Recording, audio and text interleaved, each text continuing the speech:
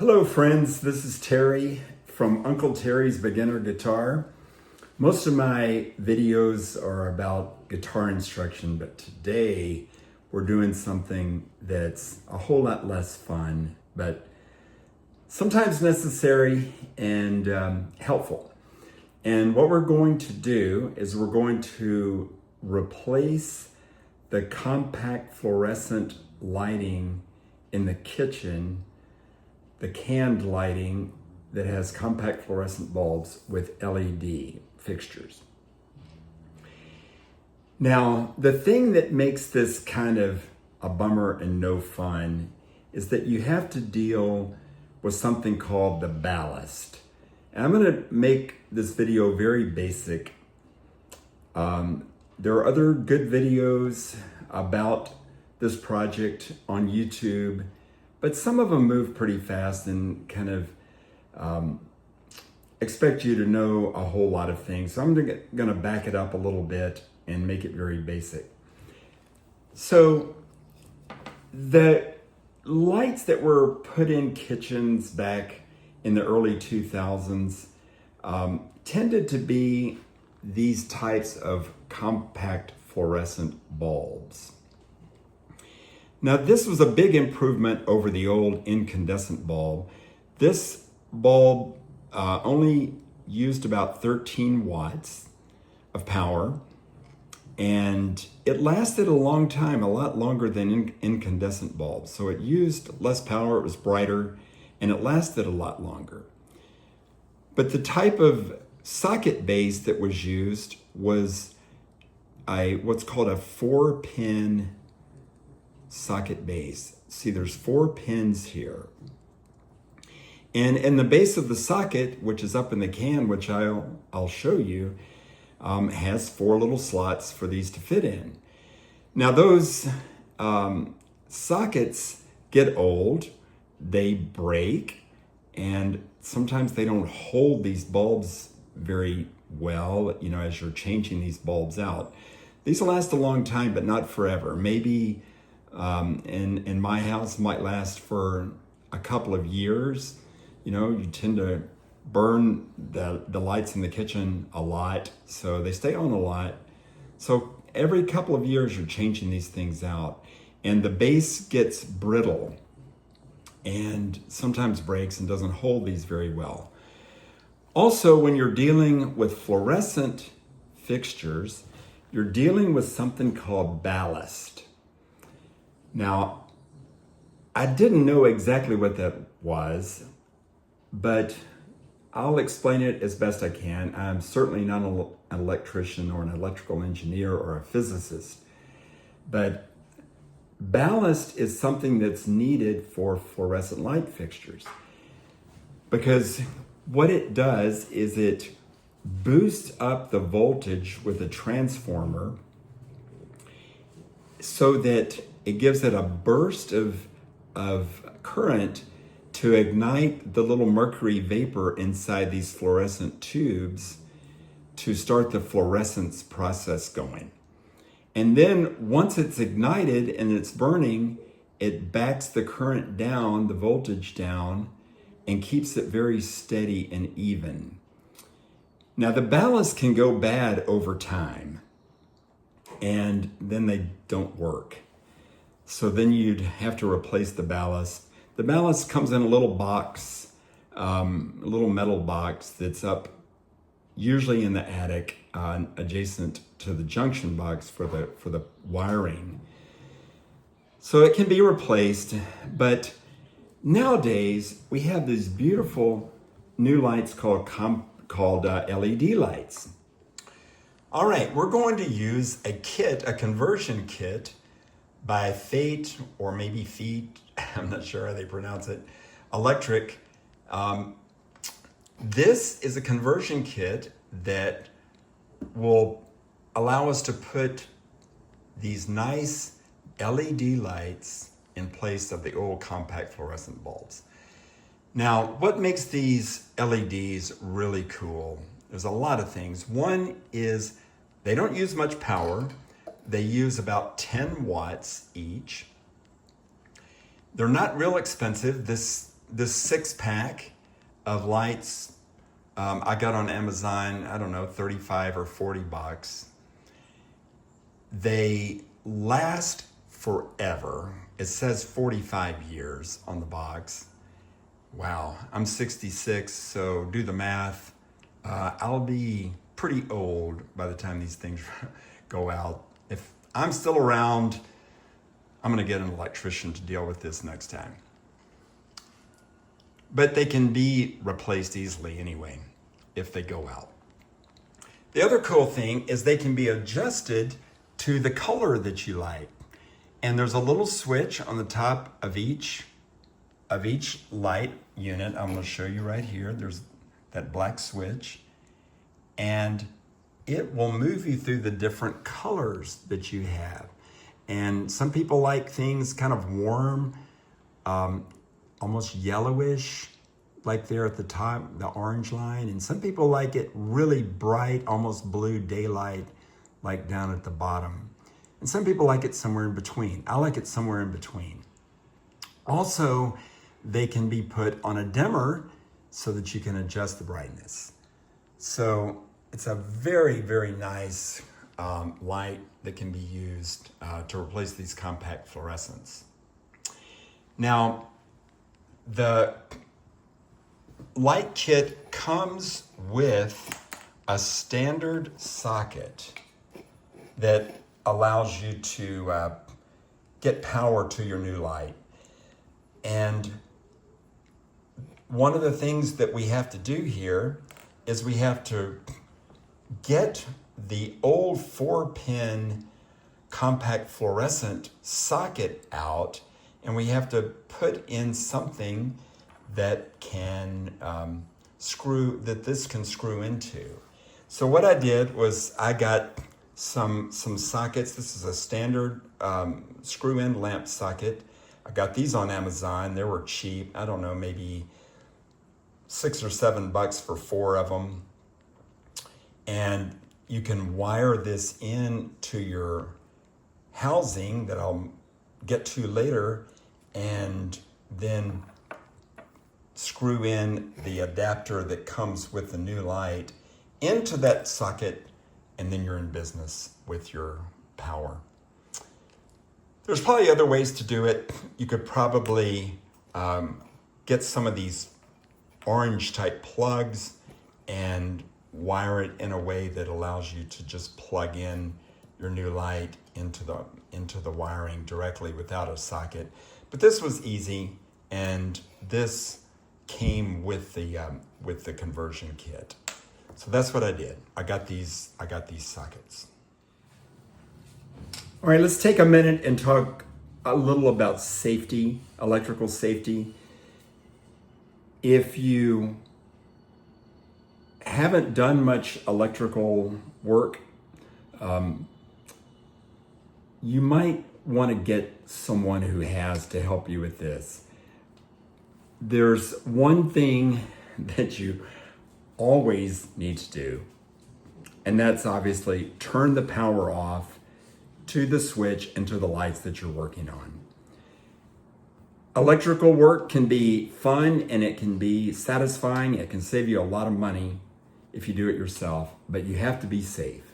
One of the most important things that you need is a voltage tester to make sure that your wiring is dead and not hot after you turn off your circuit breaker. Make sure you know how to use one of these. Make sure you know how to test it, like on a standard outlet, to make sure your tester is working, and make sure that you do this safely. Now, one of the things that makes this job kind of no fun is you have to get up and you have to deal with the ceiling and the attic. Look over my shoulder here at the old light. This is the old compact fluorescent light. We have to get up there and we have to take out the bulb. We have to take out the socket, and we have to bypass that ballast that we were talking about. And we'll take that step by step. and go through that. When you get up there in your attic, and well, actually you don't have to get up in the attic for this. That is key. But when you take out this old baffle trim and gain access up to your housing or can that has the socket and the wiring, you're gonna be opening yourself up to whatever's in your attic. For me, it's a bunch of blown in insulation material, and it comes falling out, and it's a mess. So it's just something you have to deal with. You're gonna lose a little insulation material along the way if you've got insulation material in there, and that's kind of a mess to deal with, but that is life. So that's what we're gonna do. So I'm gonna change clothes, I'm gonna go out, and I'm gonna turn off the power, and then we are going to get on it, step by step. All right, step one, we are going to pull down this baffle trim, and we're gonna take out the old bulb. All right, the baffle trim is out. The baffle trim is held in place by these spring-loaded wires that fit in these brackets right here. And this is our housing for our canned light. And there is the compact fluorescent bulb in its socket. Now we have to take out this housing can by taking out these 3 screws, little Phillips screws. So let's take out the bulb and get that housing out of the way. And I've got a bucket to catch some of this insulation material when it falls out. All right, the bulb is out, and you'll see those wires coming into the socket. Those wires are coming from the ballast. There's 2 blues and 2 reds that match up with the 4 pins. So we're going to take out this old socket. And to do that, I'm just gonna reach up and I'm gonna kind of break it. It's kind of glued onto the top of this housing. And I'm going to break it and pull it away. All right, there's the socket pulled away from the canister, the top of the canister. And those are the wires you can see running to the socket. I'm gonna cut those wires right next to that socket, preserving as much of that wire as I can in there. And then I'm gonna take out the screws that hold this canister in place. All right, you can see that I pushed the can housing out of the way, and there is the junction box that holds the wiring that goes to the ballast from the house power wiring, goes to the ballast, which is a little box sitting next to this junction box. You can see my insulation material that I did catch in a bucket. And from that junction box, there's a little corrugated metal conduit that goes to the top of the canister that carries the wiring that goes to the socket. All right, and the wires are still in there. So I'm gonna open this junction box. It's got a little tab that allows me to open that up, and I'm gonna pull out the wiring. I'm gonna leave the twist caps connectors on the wiring so I can show you the wiring that's inside there. All right, the junction box is open. You can see the wiring coming in from the house. It's got the black hot wire, the white neutral wire, and the bare copper ground wire. And then you see some twist caps there, connectors, and that is what connects the power from the house to the ballast, and then some other wires come from the ballast back into the junction box and go through that conduit. You can see the wires going through that little conduit opening there. There's the blue and the reds. Those are the ones that go up to that 4-pin socket that we cut out for the compact fluorescent. So what we're going to do is we're going to cut the wiring that goes to the ballast. And because we don't need that anymore with our LED lights. Okay, there's a good view of the 2 red and 2 blue, the white and the black going out the back side of this junction box to the ballast that's behind. So I'm going to cut those wires right near the junction box there. We're never going to use those again. And we're going to get those out of the way. You can see that the wiring to the ballast have been cut. There's my black hot wire coming in from the house. And I did test that and I made sure that was dead. The power was off.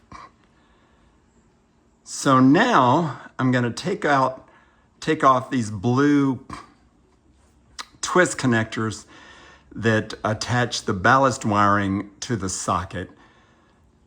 We don't need those anymore, but we're going to leave the wires that are going through the conduit up to the top of the can housing. All right, that was hard because the wires don't move easily through that little conduit. But I was able to pull out one of the blues and one of the reds and leave one blue and one red in. So here's the top of the housing where the wiring is coming in. And here are the wires that go to the junction box. And I held those in place while I was pulling. So I didn't pull them all the way out because it is a hassle to fish those things through the conduit. So now I'm going to attach the red wire to our black house hot wire, and I'm going to attach the blue to the white neutral wire. I'm going to wrap those together, and I'm going to put the twist connector on so that we have power to the socket. So you can see I've wired the red wire to the house black wires, the hot, and I've wired the blue wire into the neutral white wires. So there they are. Now we're going to have power to our socket, and I'm going to put those wires carefully back into the junction box and put the cover back on. So you can see the cover is back on the junction box, and now we'll pull our can back in place and put those 3 little screws that hold the housing can in place. All right, the can is back in place. And now you can see the red wire and the blue wire, which I stripped so that we can attach that socket. And they're coming out of that little conduit at the top. All right, so I'm going to attach our socket and then we'll plug in our light. All right, you can see that we have our red wire attached to the black wire for the socket, and we have our blue wire attached to the white wire to the socket, and there's our socket hanging down right there. So now we'll just plug in our new light. I've got our little spring loaded wires in their little brackets, and now we just push the light right up.